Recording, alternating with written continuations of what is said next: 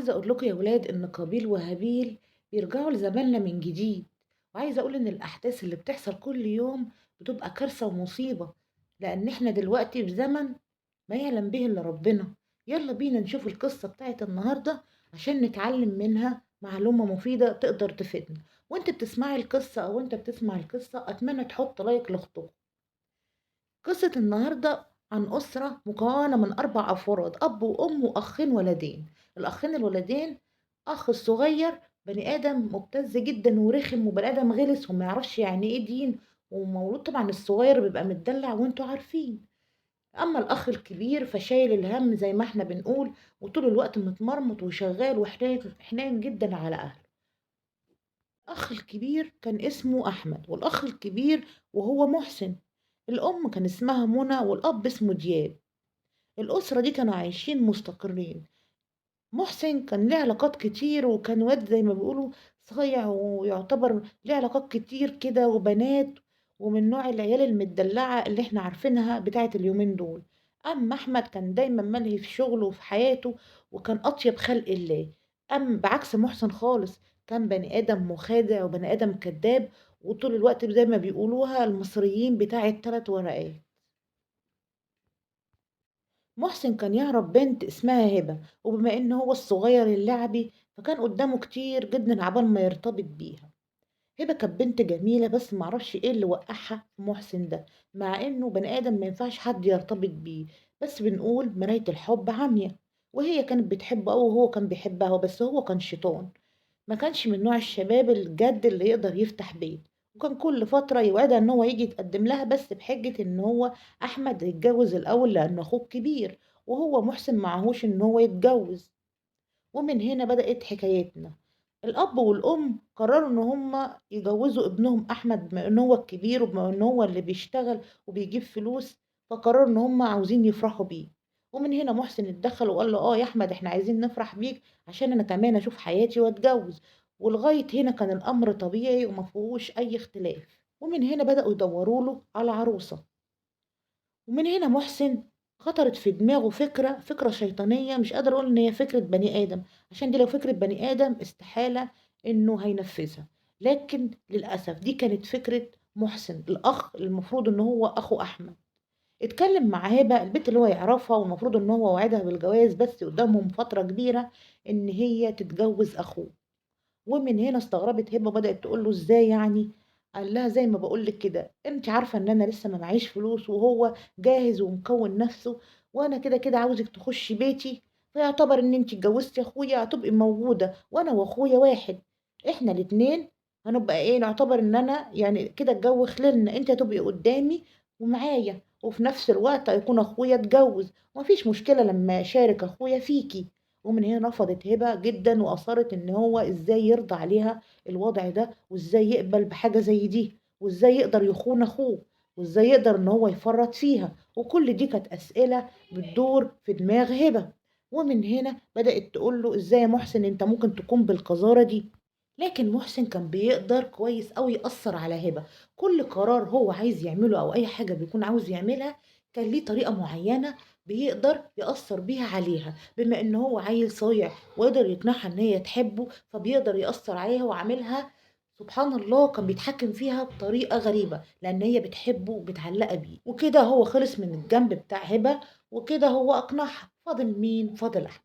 بدأ يكلم أحمد على هبة ويقول له أنا سألت عليها وكويسة وبنت حلال وحلوة جدا ويا بختك ويا عم معرفش ايه، وبدأ يكلمه كأخ بقى صغير فرحان لأخوه بعروسته الجديدة، وبيحاول يقنعه بأي طريقة. وفعلا اقتنع أحمد وسمع كلام أخوه إن هي بنت كويسة ومحترمة، وما كانش يعرف نية أخوه الأساسية ايه.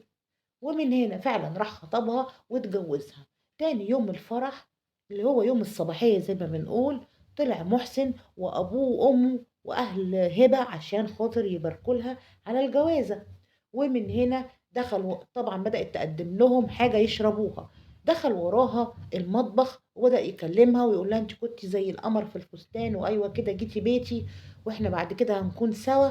وبدأ يكلمها ويغازلها. دخل احمد عليهم لقاهم بيتكلموا وبيضحكوا، راح حاطط ايده على كتفه وبدأ يقول لها ده اخويا وحبيب قلبي وحته حته مني، ده أغلى حاجة عندي في الدنيا يا هبة، ده اعتبريه أخوك الصغير زي ما أنا باعتبره. وكان بيتكلم بكل تلقائية. كان طبعا لأن هو أخوه فعلا بيحبه، ما كانش يعرف أخوه البني آدم القذر اللي هو المفروض ما يستحقش إن هو يكون أخوه في دماغه إيه أو ناوي على إيه. أحمد خلص شهر العسل وبدأ ينزل شغله، وطبعا محسن موجود في البيت. كل ما أحمد كان بيخرج على شغله كان محسن بيطلع عند هبة. ومن هنا طبعا مرات أخوه بطلع عشان ما محتاج منها حاجة، بطلع نتكلم سوا، بطلع بتشوف لي عروسة.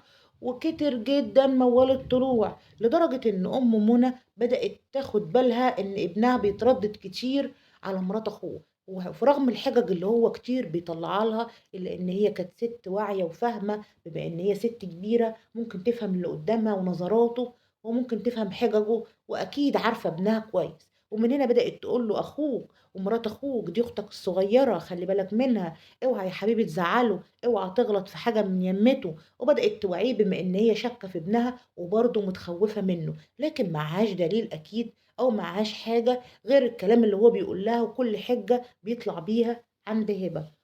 أحمد كان بيروح شغله كل يوم. ومن هنا طبعا كانت علاقة محسن وهبة كل مادة في الزايد، وكل ما الوقت يعدي وكل ما دوك هيطلع الشغل كان أحمد محسن أخوه يطلع لها، وكانوا بيعملوا علاقة قذرة مع بعض. فضلوا على الحال ده شهور.